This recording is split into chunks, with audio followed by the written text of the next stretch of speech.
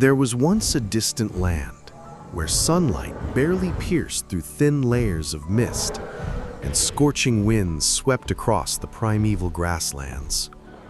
On the ground, a herd of young dinosaurs was peacefully foraging, creatures too young to understand fear. The sky was calm until a massive shadow swept across. No sound, no warning, just a silhouette as long as an airplane, casting a chilling shadow over the earth below. The little dinosaurs froze and looked up, but it was already too late. A giant figure was circling above, its wings stretching over 10 meters, forming a deadly cross in the sky. It wasn't a dragon. It wasn't a bird. It was Quetzalcoatlus, the Sky Lord of the Cretaceous, a predator with no rival in the air. And when it dived, nothing could escape. It was not a bird, and it was certainly not a dragon. It was Quetzalcoatlus, a creature named after the feathered serpent god of the Aztecs, Quetzalcoatl, a god of wind, of sky, and of death from above. Though the Aztecs lived millions of years after this beast vanished, the name describes it with eerie perfection. A flying monster, standing over 5 meters tall, with wings spanning 10, 11, even 12 meters, the length of a small airplane. Its neck alone was longer than the body of a grown human, and its head as long as a spear, ready to pierce any creature wandering below. Its design defied imagination. A skeleton as light as foam, yet incredibly strong, optimized for endless flight without rest. It could soar across hundreds of kilometers, gliding through wind currents like a ghostly predator high above the earth. If you had lived back then, you wouldn't have heard it coming. You'd only see the light vanish, and in the very next moment, it would already be right above you. The god has returned, and he is hungry. To understand why Quetzalcoatlus ruled the skies, we must examine its body. A biological design so perfect, it's terrifying. Let's begin with the head.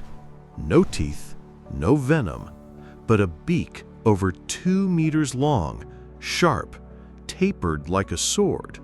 It could pierce small prey with precision, strike downward, or jab into mud to snatch aquatic creatures. Its neck? Unusually long, almost half its body length, yet reinforced with the unique system of vertebrae, making it both flexible and incredibly strong. It could lunge out to snatch prey from afar, then snap back like a steel spring. The wings, its main weapon. Not feathers, but a stretched membrane of skin between an elongated finger bone and the body, like a bat's wing, but magnified many times over. When fully extended, its wingspan was wider than a bus. And despite its massive size, its hollow, bird-like bones made it shockingly light, weighing only 200 to 250 kilograms, like a large tiger that could fly. Its legs, long, slender, but powerful, strong enough to launch the entire body off the ground. It didn't need wind, didn't need a cliff, just a light push, and the sky was his. Some paleontologists even believe Quetzalcoatlus hunted on land like a stork, walking on all fours, beak lowered to the ground, waiting patiently for the perfect moment, then striking like lightning. This was more than just a flying creature. It was a perfect hunting machine, fine-tuned by millions of years of evolution. Quetzalcoatlus was one of the largest flying creatures ever to exist. But the biggest mystery remains unanswered. Was it a terrifying predator, or merely a giant scavenger drifting through the skies? Some scientists argue that with its toothless beak and lightweight frame, Quetzalcoatlus lacked the strength to attack large prey or engage in battle. Instead, they picture it gliding over plains, deserts, and riverbanks, searching for carcasses left behind by other predators, like a prehistoric vulture. They imagined it landing near a dead dinosaur, using its long beak to pluck flesh from a safe distance, never needing to risk getting too close to danger. But not everyone agrees.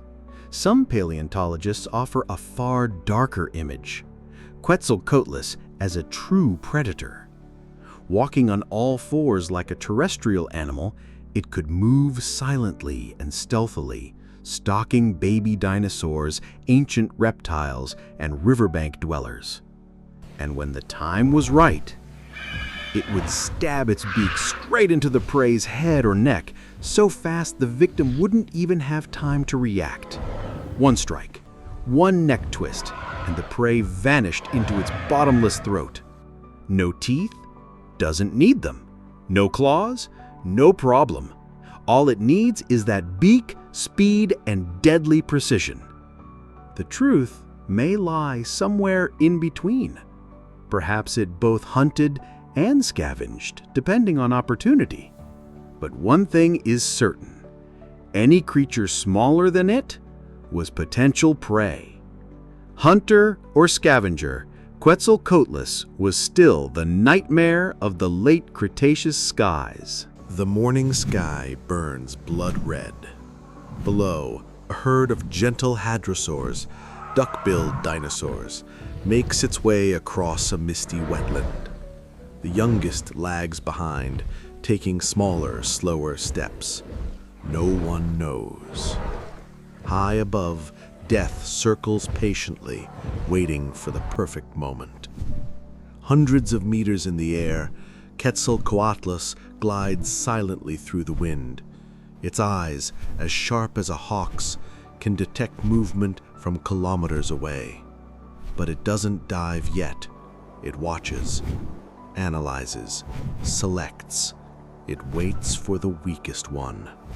Then, suddenly, its massive wings fold inward.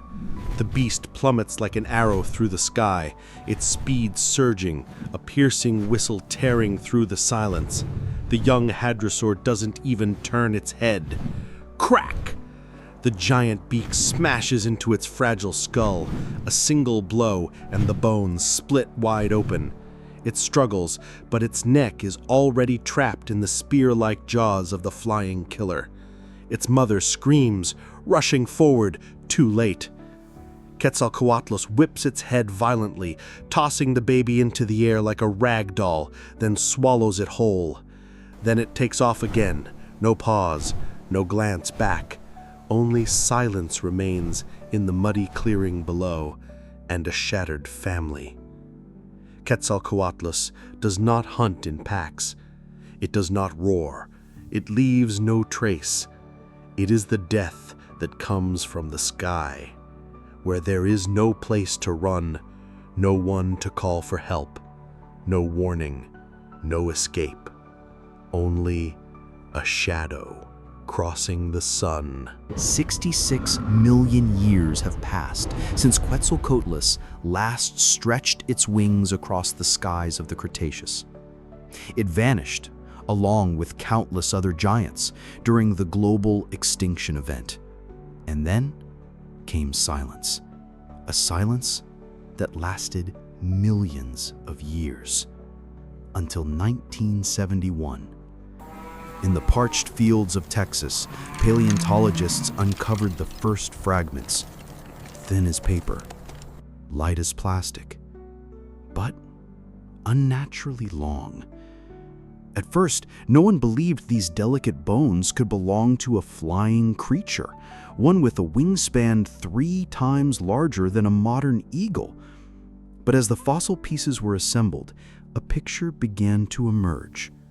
A colossal being with a long neck, a razor-sharp beak, a lightweight frame, and wings that stretched like shadows across the sky. Today, Quetzalcoatlus stands as an icon, of grandeur, of mystery, and of a truth we nearly lost forever. Its skeleton may have rested beneath the earth for tens of millions of years, but its shadow still soars, drifting through the imagination of humankind. In the highlands of South America, an eerie legend has long been whispered.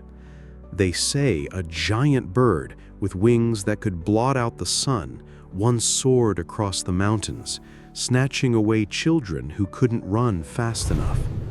Some tribes called it the demon of the sky. It sounds unbelievable, and yet strangely familiar. Is it nothing more than myth? Or could it be a faded memory passed down by ancestors of a creature that once ruled the skies? Today, Quetzalcoatlus lies buried, its bones resting deep beneath ancient earth. But every time we look to the skies and see a shadow glide past the mountain cliffs, or a giant bird disappear into the clouds, we remember. Not because it's still alive, but because it never truly left the fears of mankind.